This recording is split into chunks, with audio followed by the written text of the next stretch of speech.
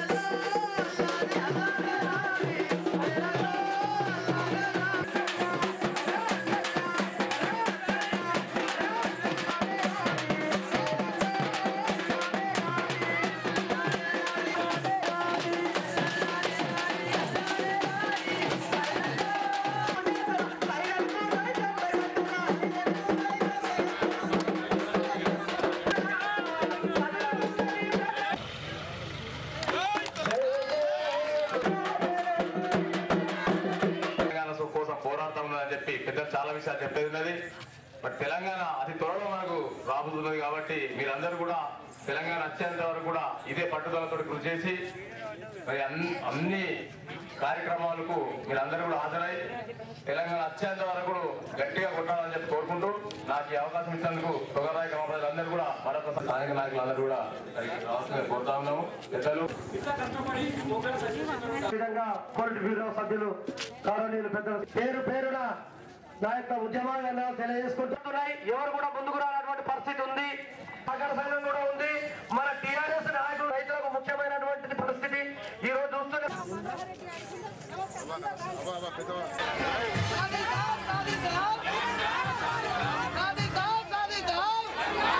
సీమాంధ్ర పార్టీలు ఇప్పటి వరకు కూడా తెలంగాణ ప్రకటనపై స్పష్టమైన వైఖరి ప్రకటించలేదని టీఆర్ఎస్ నేత గడ్డం సత్యనారాయణ ఆరోపించారు. సీమాంధ్ర పార్టీలన్నీ తెలంగాణ వ్యతిరేక పార్టీలేనన్నారు గడ్డం.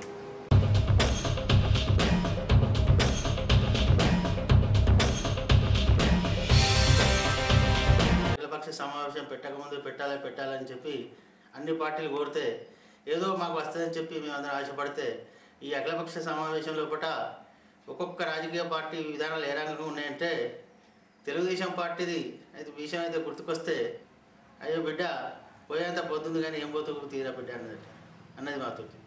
ఇవాళ తెలుగుదేశం వాళ్ళు చెప్పేది ఏంటంటే మీరు తెలంగాణ ఇస్తే మేము వద్దని లేదు మేము అనేది లేదు అంటే ఏమన్నట్టు వాళ్ళ కోట్లు కావాలి, సీట్లు కావాలి, సేజులు కావాలి, కోట్లు సంపాదించుకోవాలి, కోట్లకు పడిగెత్తాలి, విజన్ 2020 అనాలి, పరంపౌరు భూములు ఆక్రమించుకోవాలి, హైదరాబాద్ అమ్ముకోవాలి. కానీ తెలంగాణ విషయం మాత్రం స్పష్టంగా చెప్పద్దు. ఆయన జైలుండి అలా మా ఊళ్ళుండి అలా చెల్లె రోడ్ల మీద ఉండి మేము మీరు ఇచ్చుకోవాలి కానీ మేము మాత్రం వద్దనమంటది. దొంకటిని మాట్లాడినందుకు స్పష్టంగా మేము తెలంగాణ వ్యతిరేకులము, తెలంగాణ మాకు అవసరం లేదు అని చెప్పి స్పష్టంగా చెప్తే మా సావేదం మేము చేస్తాం కదా.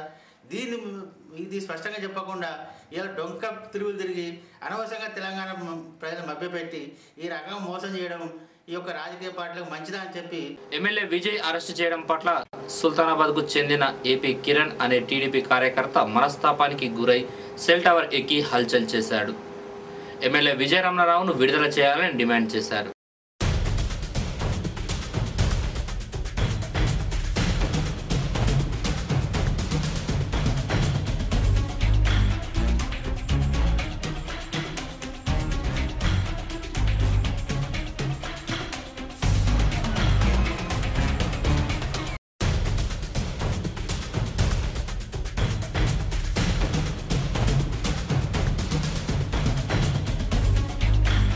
విజయాన్ని అక్రమంగా అరెస్ట్ చేసి లోపల జైల్లో పెట్టారు.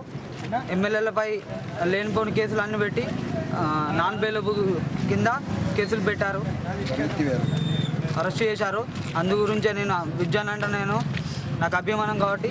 కరెంటు కోసం ఎమ్మెల్యే విజయ రమణారావు ప్రజల కోసం పోరాడితే అరెస్టు చేస్తారా అంటూ తెలుగు తమ్ముళ్లు రోడ్డెక్కారు, ఆందోళన చేశారు.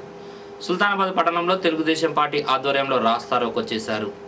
ఎమ్మెల్యేను విడుదల చేయాలని డిమాండ్ చేశారు. ఈ నెల 11న ఆయన అరెస్టు పట్ల బంద్ నిర్వహిస్తున్నట్లు చెప్పారు టీడీపీ నేతలు.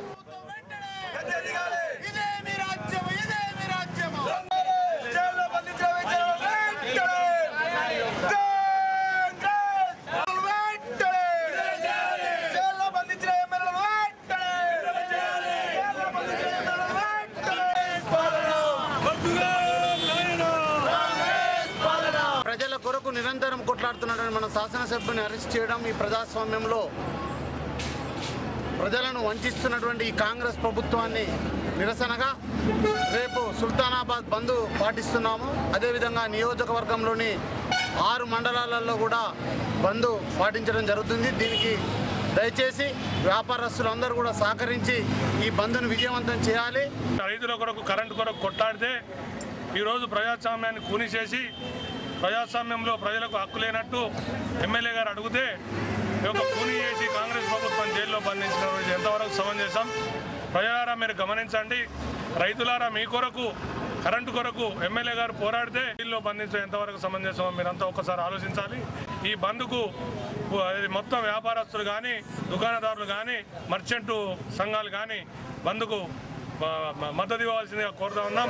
శ్రీవాణి డిగ్రీ కళాశాల ఎన్ఎస్ఎస్ శీతాకాల ప్రత్యేక శిబిరం సుల్తానాబాద్ మండలం కనుకుల గ్రామంలో గురువారం ఎంఆర్ఓ మధుసూదన్ ప్రారంభించారు. ఈ నెల 10 నుండి 16వ తేదీ వరకు ఎన్ఎస్ఎస్ వాలంటీర్లు పలు కార్యక్రమాలు చేపట్టనున్నట్లు శ్రీవాణి విద్యాసంస్థల అధినేత రేకులపల్లి విజయ్ కుమార్ తెలిపారు. ఈ కార్యక్రమానికి ముఖ్య అతిథిగా బీజేపీ జిల్లా అధ్యక్షుడు మీసా అర్జున్ రావు హాజరయ్యారు.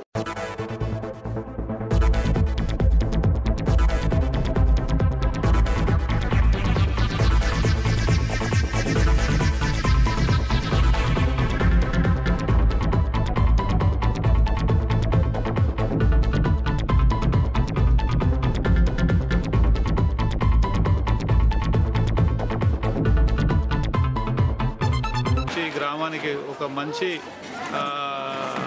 పారిశుద్ధ్యం వైపు కానివ్వండి, భ్రూణ హత్యలు కానివ్వండి, తర్వాత ఈ క్లీన్ అండ్ గ్రీన్ కానివ్వండి, ఈ డెంగ్యూ బారిన విష జ్వరాల బారిన పడకుండా ప్రజలను ఎట్లా కాపాడాలన్న ఉద్దేశంతో నిపుణులైనటువంటి వైద్యుల నిపుణులతోని, తర్వాత మంచి మంచి ఇంటలెక్చువల్స్తోని ఈ కార్యక్రమాలు చేపడుతున్నందుకు నేను వారిని ఎంతో అభినందిస్తున్నా.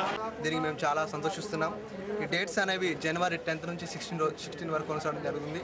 ఈ మధ్యకాలంలో మేము గ్రామంలో శానిటేషన్ అండ్ బడికి సున్నాలు వేయడం అండ్ ఊరిని ప్రోత్సహించే కార్యక్రమాలు చేపట్టడం జరుగుతుంది. ఇవి బులెటిన్ విశేషాలు. మరో బులెటిన్లో మళ్ళీ కలుసుకుందాం. నమస్కారం.